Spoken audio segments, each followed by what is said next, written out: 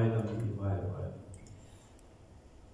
Hierdie week is baie na my hart. Weet jy of julle ook spesiale gevoel kry as hierdie liedjie ons bedien nie.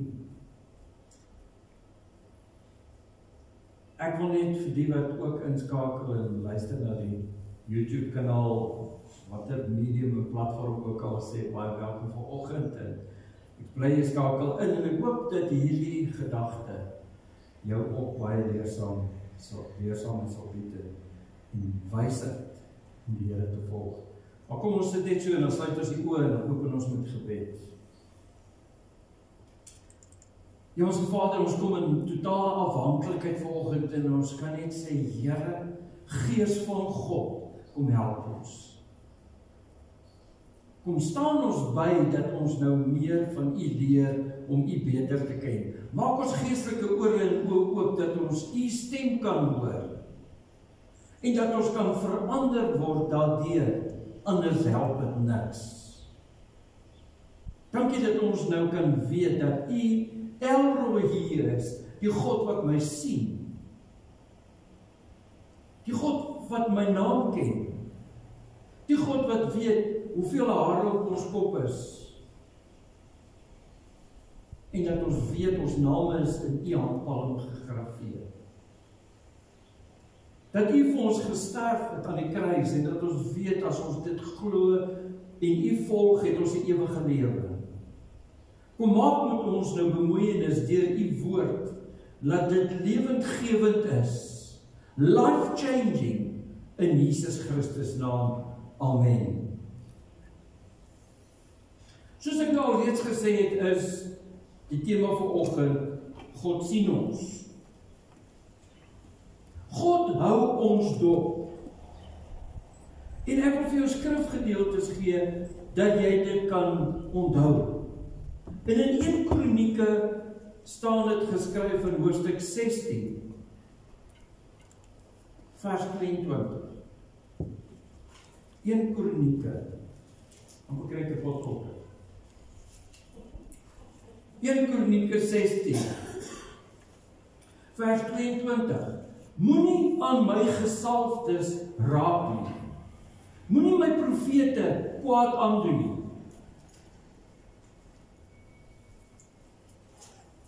Weet jy wat? Jy as kind van God is 'n gesalfde van die Here Jesus Christus. Jy's nie 'n hierheen nie. Jy's God se seun en jy's God se dogter. Ek wil net terug in posisie plaas, dat jy weet wie jy is. Jy weet, ons verloor ons identiteit deur dit wat Satan ons wys maak, en mense. Want ongelukkig vir hom, en ongelukkig vir ons, gebruik hy mense om vir jou te vertel wie jy is. En wat doen jy? En waartoe jy in staat is? Maar jy sê 'n tweede gedeelte, en dit in Psalm 105. Kry jy lipstick of jou pen of iets, en merk dit. Psalm 105 vers 14. Hy sê, het hy niemand, so ons kan sê, hy het niemand toegelaat en sal niemand toelaat om ons te verdruk nie.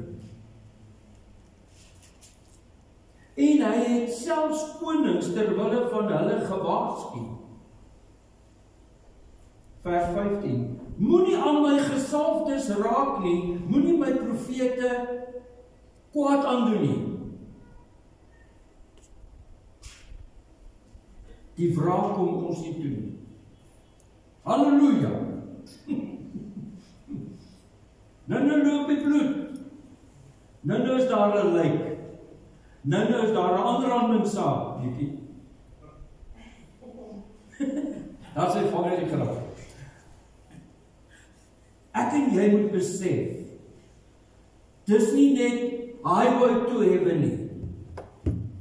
Dit is glad nie. En wie beter as Paulus kan vir ons vertel hoe moeilik dit was om 'n gesalfde van God te wees en die heeltyd geketasa te word, aanslae te beleef teenkanting en liggaamlike leed ook. En dan kom die vraag, hoekom? Nee? Ons moet ons altyd weet hoekom, maar hoekom? Nee? Daar is sekere mense wat ek ken wat se byna hoekom is. Maar hier wil ek hê ons moet afskop en ons moet begin kyk na wat gebeur. Paulus, wat nog Saulus was, bekeer homself in Handelinge 9. Hy is op pad Damaskus toe. En so by the way, dis nie deel van Israel. Damaskus is 'n gedeelte wat vandag amper Sirië is. So hy wou daar begin en vir die mense sê, oppas, hier's mense wat Christene wil maak. Maar op pad soontoe besluit God tot hiertoe en nie verder. Hierdie ou het soveel dryf van hom, maar ek wil hom gebruik. En hy slaat hom met blinde. Bang! Maar God is hom genadig en hy stuur 'n kind van hom om vir hom te bid, dat hy hom kan bekeer, al was hy 'n Fariseer en 'n Sadduseer. En Paulus, wat hy toe nog Saulus was, bekeer hom en hy word gedoop, en hy trek los en hy sê, hier gaan ek nou en ek gaan preek in Damaskus. Ek gaan vertel die goeie nuus. So klink jy kry die prent. Hy was committed. Hy was 'n committed kind van God. Maar kom ons blaai so 'n bietjie verder as Handelinge 9. Want dit stop nie daar nie. Handelinge 13 beleef ons iets baie snaaks. Dis sy eerste sendingreis. En hy preek in Cyprus, of Cyprus. En by daai geleentheid word hy Paulus genoem. En net daarna gaan hy Antiochië toe en Pisidië. Ek weet jy het nog nie van dit gehoor nie, net van Paul oor en weg. Maar hy is toe soontoe, né? En hier staan in vers 22, nadat God hom van sy ampt ontdek het, hy Dawid as koning oor hom aangestel, van hom het God gesê, en hy begin hier te preek oor die Ou Testament. Maar hy gaan verder, en daarvan op vers 30, begin hy die nuwe evangelie, die nuwe verlossing en genesing te preek. Committed, nie waar? 'n committed kind van God. Hy wil hê die dinge moet gebeur, hè. Ons ken dit. Ons is gedruk vir tyd. Ons wil hê die ding moet groei. Ons wil hê dinge moet beweeg. En as ons 'n bietjie ons verhaas, né, na Handelinge 16 toe. Alles was goed en wel. Paulus is besig om die goeie nuus te versprei. En hier beleef hy in Handelinge 16 vers 6 'n gesig in Troas. En hierdie gedeelte gaan oor hy voel die gees van God stuur hom na Macedonië. Jy kan dit als in detail lees. Daai gedeeltjie kom oor so in vers 9.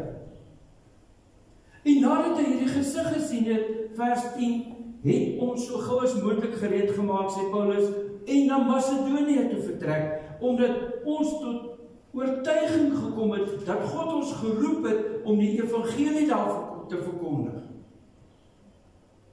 En Paulus is gehoorsaam. Hy vra nie. Hy sê, daar gaan ons. Ons gaan nou hierdie job vir God doen. En wat gebeur verder?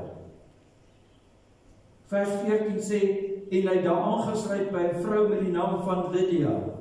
En sy en haar gesin was ontvanklik vir hierdie evangelie en hy doop haar. Kan ons vir hom 'n regmerkie gee? Mooi so, Paulus. Nee. Goed gedoen. In vers 16 sê, terwyl ons een dag na die bidplek toe op pad was, het 'n slavin na ons toe gekom en sy het 'n waarsêersgees gehad. En hierdie waarsêersgees het baie geld verdien vir hierdie vrou. Sy het 'n demoniese mag gehad wat haar gehiete gebied het. Vers 17 sê, daar nog steeds Handelinge 16, en sy het agter Paulus en hulle aangeloop en aanhoudend geskree. Hierdie mense is dienaars van God die Allerhoogste. Hulle vertel vir julle dat julle gered moet word. God gebruik hierdie vrou om te amplify. Is dit nie amazing nie? 'n Vrou met 'n bose gees. Maar Paulus kon ook net soveel van haar verduur, né? En daar staan, sy daar aan mekaar dit gedoen. En Paulus kon dit nie langer uithou nie, sê vers 18. Dis ons mans kan ook net tot daar, né? Ja. En hy het omgedraai en hy het vir hierdie gees gesê, ek beveel jou in die naam van Jesus Christus, gaan uit uit. En die gees het op daardie selfde oomblik uit haar uitgegaan. En toe is daar 'n geldelike probleem. Toe is daar depressie en resessie en alles, want hierdie gawes van hierdie vrou is weg. En die owerhede het vir Paulus en Silas toe gegryp en na die stadsplein toe gesleep. Luister net na die kruisie, nie regwerk nie. En hulle is voor die stadsbestuur gebring. Hierdie mense is Jode wat moeilikheid maak in ons stad. Word hulle beskuldig. Hulle wil vir hulle gebruikte leer aan ons eintlik dan nou verduidelik. En wat is hierdie leer? Die evangelie van die ewige lewe. En die skare, net picture dit, klomp mense wat daar by mekaar was, vers 22 gesê, en die skare het teen hulle gekant geraak. Want hulle het hierdie vrou se houkepoukies kom wegneem, wat hulle geïnteresseer het. They cut the entertainment.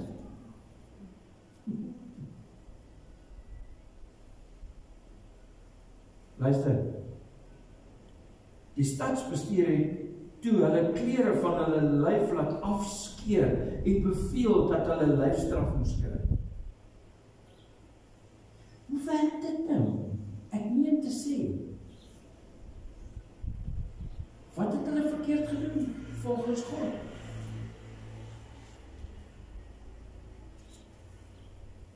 But there's a madness in God's methods.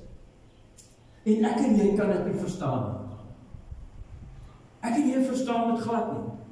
Want hier, luister hierso, hulle het lyfstraf gekry en hulle is baie hard geslaan.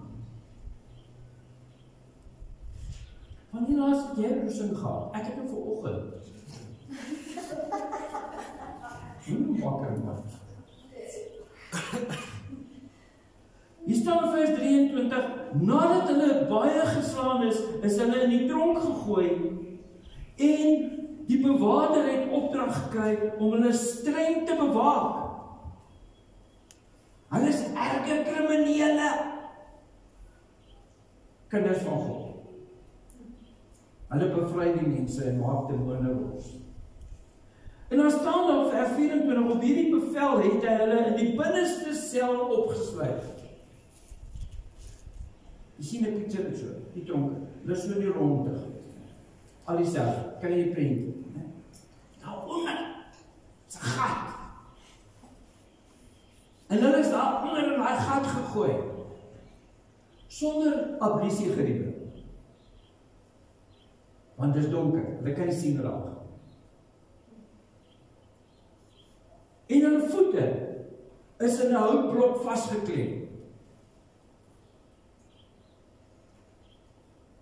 Ek dink nie een van ons hier het dit al beleef toe ons vir iemand die evangelie vertel het. Steek op jou hand af en vir bid, nee, vir die Here jou krag. So verder, né? Luister nie nou. Vers 25. Teen middernag. Iets sê vir my, hulle kon nie lekker slaap. Want hulle voete was vasgemaak in hierdie houtbalk. Ek weet nie of hulle gestaan het, gesit het of gelê het, maak nie saak. Maar hulle rug was stikkend geslaan, glo ek. Want hulle het nie net, het nie hit you nie. As hulle geslaan het bloedloop. Maar teen middernag, vers 25, was Paulus en Silas besig om te bid en tot lof van God te sing. In die oomblik van hulle stryd is hulle God dankbaar. Hoe krijg jy die vetleerling van hulle? Dis nie hoe dit moet wees nie. Luister na die res. Die ander gevangenes het na hulle geluister. Hallo daar. Hulle het lofsange gesing en die ander bandiete het geluister.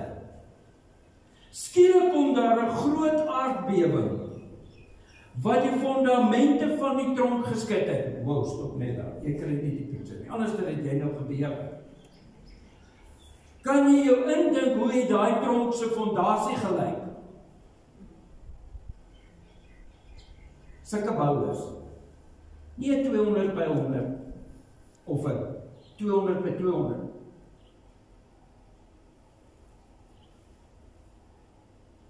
Ek dink jy nou al op YouTube gesien hoe lyk aardbewings in China en Tokio. Die gebouwtjies maak so, die glasies, die swembytjies skud. Nou is dit verby. Miskien val daar een van die plastic gebouw. Want die gewapende beton is plastic. Nee? Hulle sê dit nou. Hulle herken. Maar hierdie tronk het sulke bouwers vir fondasie. Maar God skud dit. Middernag. In so mate al die deure van die tronk het onmiddellik opgegaan en al die gevangenes se boeye het losgeraak. Scary oomblik. God het vir Paulus en Silas in die tronk gesien. Elroy het gesien wat met hulle gebeur. En hy sê, hallo. En die volgende oomblik gaan die deure oop en die boeye val af. Picture dit. Hoekom? Hulle het nie hulle wonde gelek en gehuil en hulle het die Here geloof en geprys. En dan kom die wonderwerk. En God sê, kom ons. Die eerste keer toe ek hierdie ding reg intens lees, toe sien ek hierdie prentjie. En God staan so op die paviljoen daar, op die galery in die hemels. Ek is excited! Jy kan nie anders as dit picture nie. Nie waar nie? Wat staan ons te doen? Luister hierna. Hier is ook nog goed.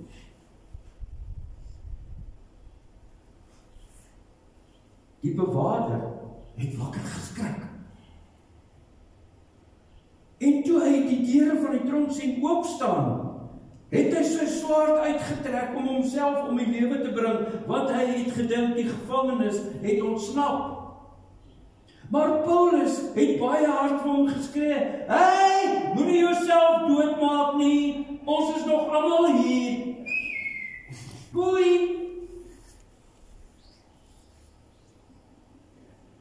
Toe die bewaarder 'n lig gevra, die sel ingestorm en bewend voor Paulus en Silas neergeval. Hey, dis die bewaarder, nie die bandiet nie. Hy is die eienaar van die tronk en hy val voor hulle neer en hy besef, hier's fout. Ek het 'n groot fout gemaak, ek het toegelaat dat hierdie onskuldige mense binne my tronk kom. Hy het hulle buitekant toe gevat en gevra, meneere, wat moet ek doen om gered te word? Hy het geweet, I'm on my way to hell. Highway to hell. Me. En hulle antwoord hom, glo die Here Jesus, en jy sal gered word en jou gesin. En hulle toe die woord aan hom verkondig, vers 32, en al die mense in die huis verkondig, en op daardie uur van die nag het hy vir Paulus geneem en hulle wonde gewas. Hy sê, sorry, ek was verkeerd. En hy het al sy mense wat daar was, gedoop. Nie toe die water warm was nie, nie oor 2 weke nie. Hulle het 'n hart vir Here gegee en middernag, doem. Toe bring hy hulle na sy huis toe en sit hulle 'n ete voor. Midnight feast. Die volgende môre het die stadsbestuur polisie gestuur met die boodskap, laat daar die mense los. Hoekom sal hulle dit gedoen hê? Het hulle 'n WhatsAppie gekry? Ek vra jou, kom aan, waar is jou logic? Daai tyd. 000033, né? 3 jaar na Jesus gekruisig is. Ek weet nie. Maar picture dit. Hier kom die stadsbestuur se mense aan. Hey, maak los daai mense. Die stad het ook gebewe. Dit sê net vir my, hierdie aardbewing het nie net die tronk geskit nie, die hele stad. Hoekom? 2 mense het die Here geprys. 2 mense het in gees, siel en waarheid die Here geloof geprys. Picture it, hier is die ouens, hulle sit nou daar by die tronkbestuurder, hier kom, hoe sê hulle dit?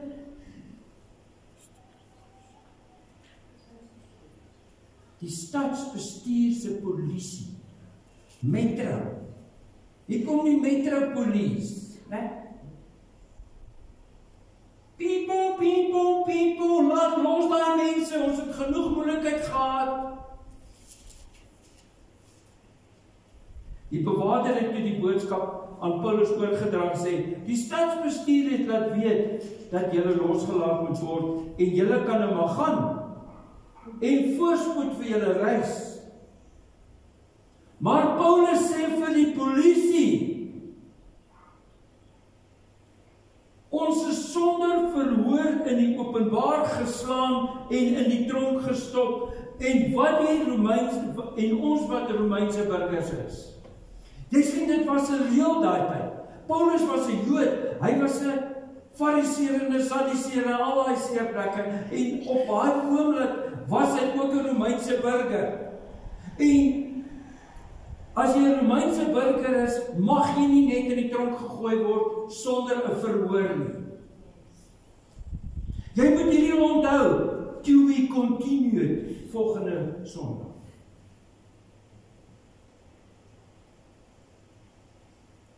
En nou wil hulle ons stilletjies hier wegkry. Jy ken dit. Ag, weet jy wat, dit was nou nie te bek, maar dis R4,000. Hou jou bek. Nee. Ons praat nie weer daaroor nie. 50,000.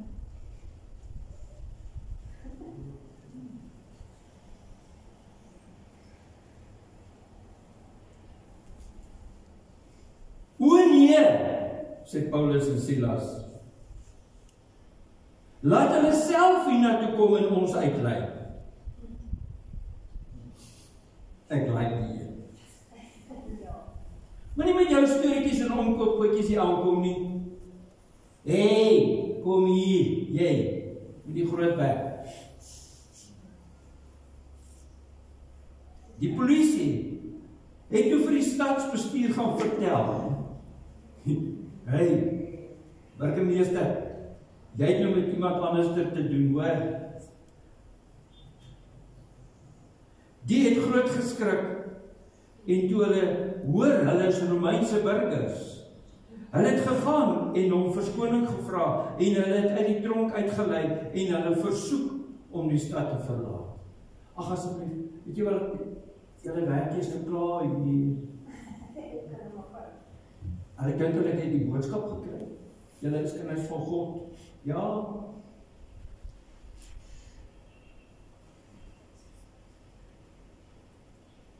Ek dink jy kry die boodskap.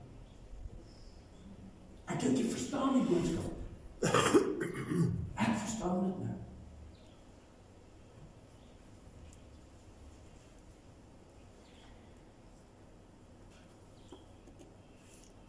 Ek wil dit sê en ek wil dit op alle kanale sê.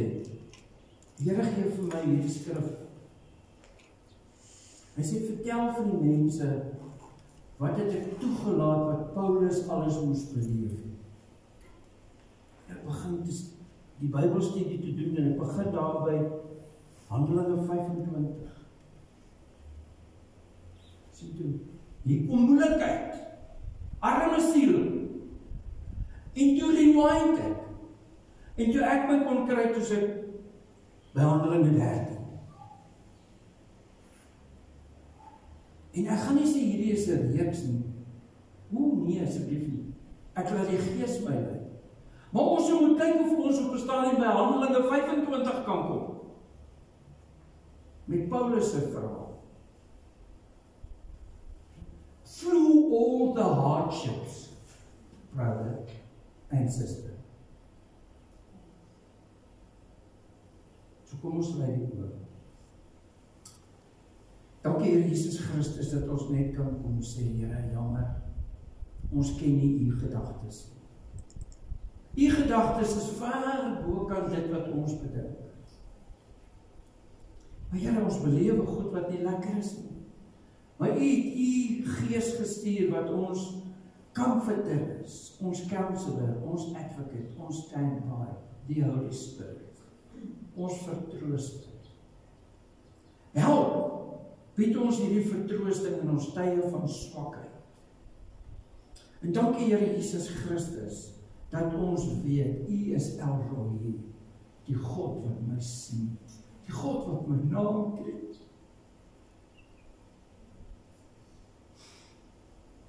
En u pas ons op, in Jesus Christus, u grote naam. Amen.